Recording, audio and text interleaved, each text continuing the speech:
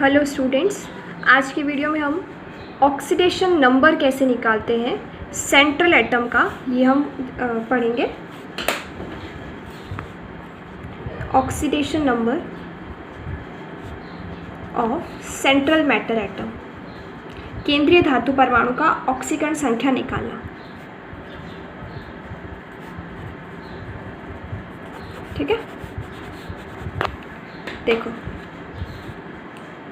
जैसे मेरे पास एग्जाम्पल है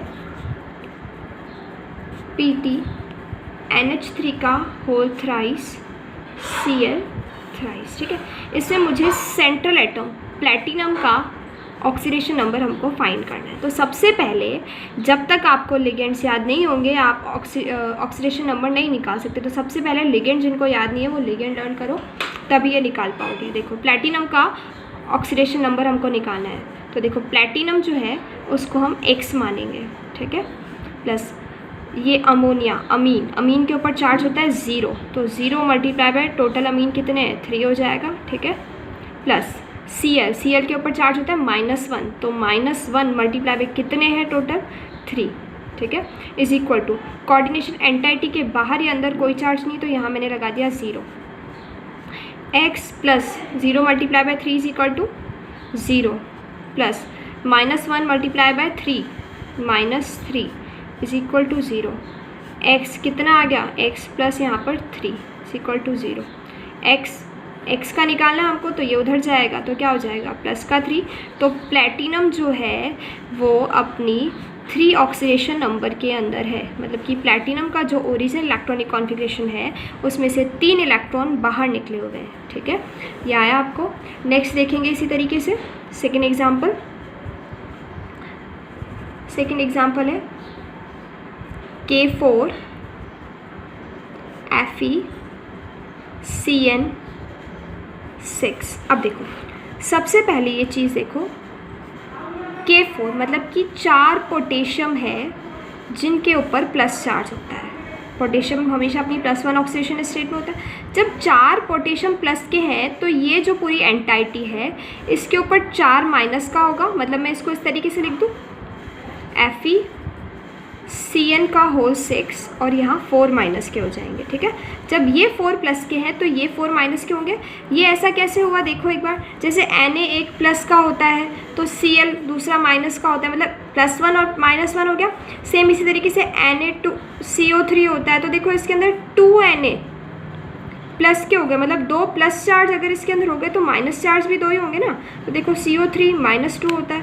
तो सेम इसी तरीके से जब ये 4 K प्लस के हैं तो यहाँ पर पूरी एंटाइटी पर माइनस चार्ज होगा। अब इसमें से हमको Fe जो आयरन है, मतलब जो सेंट्रल एटम है, उसका ऑक्सीडेशन नंबर अपने को निकालना है।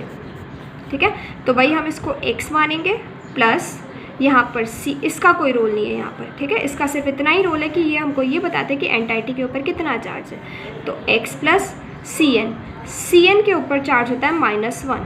ठीक है, तो -1 मल्टीप्लाई बाय कितने हैं 6 इज इक्वल टू, यहाँ आ जाएगा देखो इक्वल टू, यहाँ -4 है तो यहाँ आ जाएगा -4। X प्लस यहाँ पर आ जाएगा -6 is equal to -4। X is equal to -6 उधर जाएगा, -4 प्लस 6 कितना हो गया, X इज इक्वल टू +2। तो Fe जो है वो अपनी +2 ऑक्सीडेशन स्टेट में एग्जिस्ट कर रहा है यहाँ पर। ठीक है, अब आपको ये करना है कि जितने भी कोऑर्डिनेशन कॉम्प्लेक्सेस के एग्जाम्पल है बुक में, उन सभी के जो सेंट्रल एटम है उनका कोऑर्डिनेशन नंबर उनका ऑक्सीडेशन नंबर आपको निकाल के रखना है। ठीक है, ये आपका होमवर्क है। आगे देखेंगे सभी स्टूडेंट्स। नेक्स्ट टॉपिक जो आता है वो हमारे आता है nomenclature of coordination compound. Coordination compound जो है उनका नॉमेनक्लेचर किस तरीके से किया जाता है। ठीक है, nomenclature of coordination compound.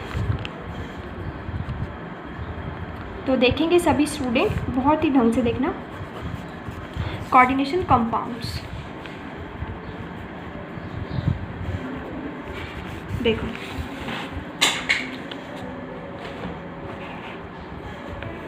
Nomenclature of coordination compound सबसे इंपॉर्टेंट टॉपिक है, हर साल फिक्स है इससे क्वेश्चन आना। Naming of coordination entity. Coordination entity क्या होती है पता है हमको, जो स्क्वायर ब्रैकेट होता है वो कोऑर्डिनेशन एंटाइटी होती है, ठीक है। कोऑर्डिनेशन एंटाइटी वो दो टाइप की हो सकती है, या तो कोऑर्डिनेशन एंटाइटी के ऊपर पॉजिटिव चार्ज हो या फिर उस एंटाइटी के ऊपर कोई चार्ज नहीं हो, या तो पॉजिटिव चार्ज हो एंटाइटी के ऊपर या एंटाइटी के ऊपर कोई चार्ज नहीं हो, ठीक है। जब ऐसा होता है तो हम किस तरीके से नेमिंग करते हैं वो चीज़ अलग आएगी, और जब कोऑर्डिनेशन एंटाइटी के ऊपर नेगेटिव चार्ज होगा तब किस तरीके से उसकी नेमिंग करेंगे वो चीज़ है, ठीक है। तो दो टाइप से होगी इसकी नेमिंग, देखेंगे। सबसे पहले जब कोऑर्डिनेशन एंटाइटी के ऊपर या तो पॉजिटिव चार्ज हो या फिर कोई भी चार्ज नहीं हो तो क्या करेंगे, सबसे पहले नेम ऑफ लिगेंड लिखेंगे। सबसे पहले नेम ऑफ लिगेंड लिखा जाता है, ठीक है। एक मिनट रुको, देखो, अगर इस एंटाइटी के पहले आगे कोई काउंटर आयन अगर होता है, जैसे पोटेशियम है, अगर एंटाइटी के पहले कोई भी काउंटर आयन होता है, पोटेशियम, सोडियम, तो सबसे पहले उसका नाम लिखा जाता है। वो यहाँ नहीं लिखा हुआ है, लेकिन सबसे पहले एंटाइटी के आगे अगर कोई काउंटर आयन है तो आपको उसका नाम लिखना है। फिर उसके बाद में नेम ऑफ लिगेंड लिखना है। नेम ऑफ लिगेंड किस तरीके से लिखना है, अरेंज इन अल्फ़ाबेटिकल ऑर्डर, उनको उनके अल्फ़ाबेटिकल ऑर्डर में अरेंज करना है। जैसे अमीन का ए से स्टार्ट होता है, ब्रोमो का बी से स्टार्ट होता है, तो अमीन ए पहले आ जाएगा, ठीक है। फिर यहाँ लिखा है numerical prefixes that is di, tri, tetra etcetera, bis, tris, tetrakis, ठीक है, are not used in alphabetical comparison. जैसे डाई क्लोरो आ गया तो क्लोरो का डी जो है वो हम कंपेयर नहीं करेंगे अल्फ़ाबेटिकल ऑर्डर में, ठीक है। सबसे पहले यहाँ अगर आगे कोई काउंटर आयन है तो सबसे पहले काउंटर आयन लिखा जाता है, फिर नेम ऑफ लिगेंड लिखा जाता है। नेम ऑफ लिगेंड को हम अगर सेम है तो हम आगे प्रीफिक्सेस लगा देंगे, डाई, ट्राई, टेट्रा। अगर सेम नहीं है तो हम उनको अल्फ़ाबेटिकल ऑर्डर में अरेंज करेंगे, ठीक है। इतना आया। फिर उसके बाद में हम नेम ऑफ सेंट्रल एटम लिखेंगे, ठीक है। नेम ऑफ सेंट्रल एटम लिखने के बाद जो है उसका जो स्मॉल वाला ब्रैकेट है उसके अंदर हम सेंट्रल एटम की रोमन लेटर्स के अंदर ऑक्सीडेशन स्टेट लिखते हैं, ठीक है। Oxidation state of central atom in Roman letters.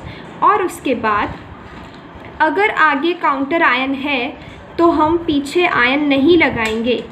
अगर आगे काउंटर आयन है तो पीछे आयन नहीं लगाएंगे, और अगर कोई काउंटर आयन आगे नहीं लगा हुआ है तो पीछे आयन वर्ड आता है, ठीक है। ये नेमिंग हुई हमारी इस टाइप की, जिसके ऊपर पॉजिटिव चार्ज है या जिस एंटाइटी के ऊपर कोई चार्ज नहीं है। सबसे पहले मैं एक बार वापस रिपीट कर देती हूँ, आगे काउंटर आयन का नेम अगर है तो काउंटर आयन, नहीं है तो कोई नेम नहीं आएगा। फिर name of ligand in alphabetical order, और अगर सेम लिगेंड है तो डाई, ट्राई, टेट्रा यूज़ आ जाएंगे। फिर बाद में नेम ऑफ सेंट्रल एटम आएगा, और सेंट्रल एटम के बाद जो है उस सेंट्रल एटम की ऑक्सीडेशन स्टेट आएगी, जो मैंने तुमको निकालना सिखा दिया, और रोमन लेटर्स में ही आपको ऑक्सीडेशन स्टेट लिखनी है। अगर काउंटर आयन नहीं है तो आप पीछे आयन नहीं लगाएंगे, और काउंटर आयन है तो काउंटर आयन अगर आगे है तो आयन नहीं लगेगा, और काउंटर आयन नहीं है तो आयन लगेगा, ठीक है। ये हो गया हमारे इन दो टाइप की एंटाइटी का नॉमेनक्लेचर, ठीक है। जब हम एग्जाम्पल करेंगे तो ये चीज़ें समझ आएगी। अब देखो यहाँ मैंने लिखा है इफ़ पॉजिटिव चार्ज, अगर पॉजिटिव चार्ज है, इस चीज़ पर ध्यान मत दो आप। यहाँ पे आप देखो ये वाली एंटाइटी, जब इसके ऊपर नेगेटिव चार्ज है तो देखो नेगेटिवली चार्ज जो है वहाँ पर कुछ नहीं करना है आपको। सबसे पहले नेगेटिव चार्ज मतलब आगे कुछ ना कुछ होगा, तो नेम ऑफ काउंटर आयन आगे आ जाएगा, ठीक है। काउंटर आयन का नेम आगे आ जाएगा। नेम ऑफ लिगेंड लिखेंगे आप वही अल्फ़ाबेटिकल ऑर्डर में अरेंज करते हुए। Numerical prefixes are not use in alphabetical comparison. फिर आगे है name of central atom, central atom का नेम लिखोगे, और सेंट्रल एटम का नेम जो है उसके साथ आप 8 जोड़ दोगे। जैसे कोबाल्ट है तो कोबाल्टेट, निकल है तो निकलेट हो जाएगा, ठीक है। प्लेटिनम है तो प्लेटिनेट हो जाएगा, 8 जुड़ जाएगा जब भी नेगेटिव चार्ज है। फिर ऑक्सीडेशन नंबर आ जाएगा सेंट्रल एटम के अंदर, ये छोटे वाले ब्रैकेट के अंदर oxidation state of central atom आ जाएगा, और लास्ट में आयन आ जाएगा, ठीक है। अगर आगे कोई काउंटर आयन है तो आयन नहीं आएगा, ठीक है। काउंटर आयन आगे पीछे कहीं पे भी हो सकता है। अगर काउंटर आयन आता है तो आयन नहीं आता है, और अगर काउंटर आयन नहीं आता है तो ही आयन आता है, ठीक है। ये एक बार आप इसको अच्छे से लर्न कर लेना, और ये ज़्यादा समझ में तब आएगा जब हम इसके एग्जाम्पल करेंगे, लेकिन एक बार ये परफॉर्मा आपको याद होना चाहिए, तभी हम एग्जाम्पल कर पाएंगे, ठीक है। आगे का हम नेक्स्ट वीडियो में पढ़ेंगे।